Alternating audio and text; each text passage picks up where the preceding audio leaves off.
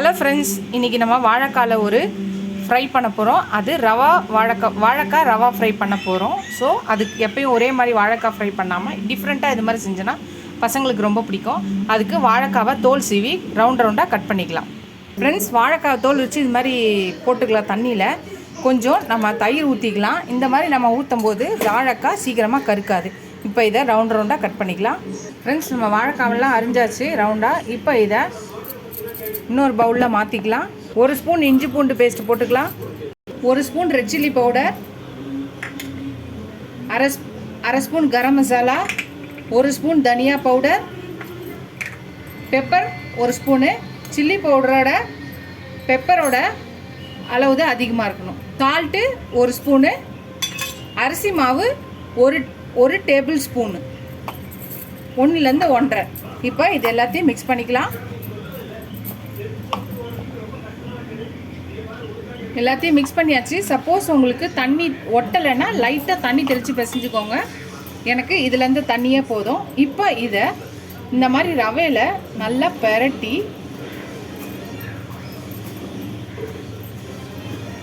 நல்லா அதில் ஒரு ரவை ஒட்டுற மாதிரி பண்ணிவிட்டு அதுக்கப்புறம் இந்த மாதிரி இன்னொரு பிளேட்டில் எடுத்து வச்சுக்கலாம்.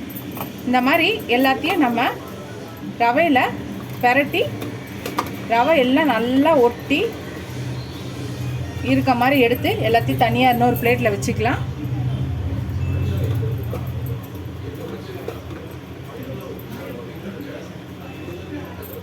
இது டிஃப்ரெண்ட் டேஸ்ட் வரும்.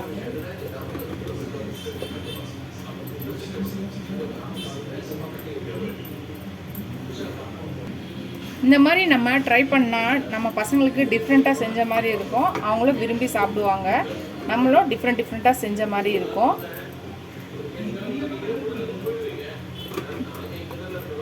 நீங்களும் இந்த மாதிரி ட்ரை பண்ணி பாருங்கள். ட்ரை பண்ணி பார்த்துட்டு எப்படி இருக்குன்னு சொல்லுங்கள். உங்கள் வீட்டில் உங்களுக்கு என்ன ஃபீட்பேக் சொன்னாங்கன்னு எனக்கு சொல்லுங்கள்.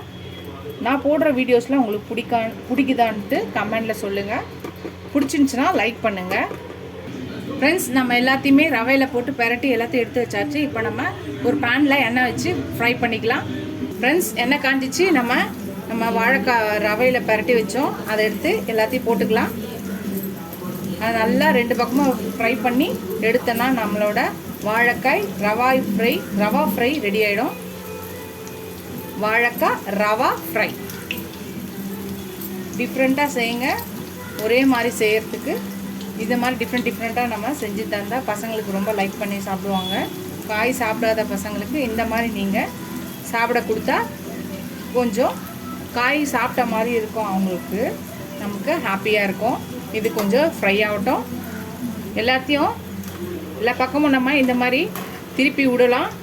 அப்போ தான் எல்லா பக்கமும் ஃப்ரை ஆகும்.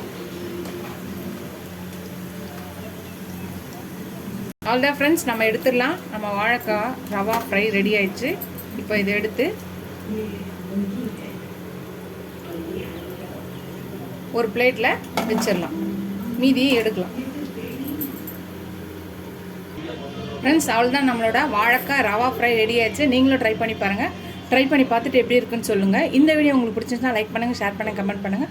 ஃபஸ்ட் டைம் என் சேனலை பார்க்குற சப்ஸ்கிரைப் பண்ணிட்டு பாருங்கள். ஃபுல் வீடியோ பாருங்கள். உங்கள் ஃப்ரெண்ட்ஸ்க்கு என்னோட சேனலை ஷேர் பண்ணி சப்ஸ்கிரைப் பண்ண சொல்லுங்கள். Keep supporting my channel, keep வாட்சிங் ஃபுல் வீடியோஸ்.